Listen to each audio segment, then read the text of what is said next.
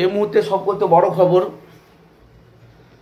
ভাই, রীতিমতন আপনারা জানেন যে সবসময় আমি মুর্শিদাবাদ মিডিয়া মানুষের কাছে সবসময় সত্যটা তুলে ধরি।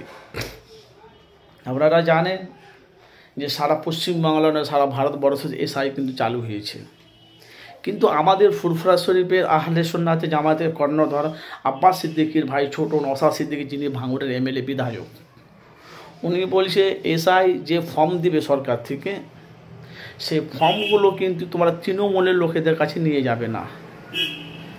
কঠিনভাবে কিন্তু নওশাদ সিদ্দিকী ভাই হুঁশিয়ারি করছে, কেনা এদের সাথে সব সেটিং আছে।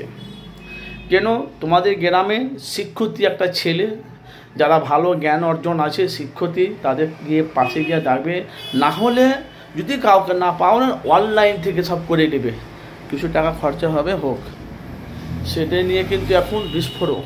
এই জন্য আপনাদের কাছে বলছি, অবশ্যই আপনারা যে যেখান থেকে আছে, নওশাদ সিদ্দিকী ভাইজান কঠিন হুঁশিয়ারি করেছে, তো ফর্ম তোমরা তৃণমূলের কর্মীদের কাছে সাইন মানে লিখে নেবে না, যদি পারো অনলাইন থেকে করে নেবে, না ভালো একটা শিক্ষিত জ্ঞানী ছেলেদের কাছ থেকে নিয়ে নেবে, নাহলে তোমরা বিপদে পড়বে। কঠিন হুঁশিয়ারি নওশাদ সিদ্দিকী ভাইজানের। ভাই আপনাদের মূল্যবান মতামত জানাবে কিনা। নওশাদ সিদ্দিকী এমন একজন এমএলএ, এমন একজন বিধায়ক, ন্যায়ের পথে সত্যের পথে বলে আজকে দেখেন না 10 থেকে 12 কোটি বাংলার মানুষের মধ্যে কম বেশি নওশাদকে এখন বাংলাতে চাইছে।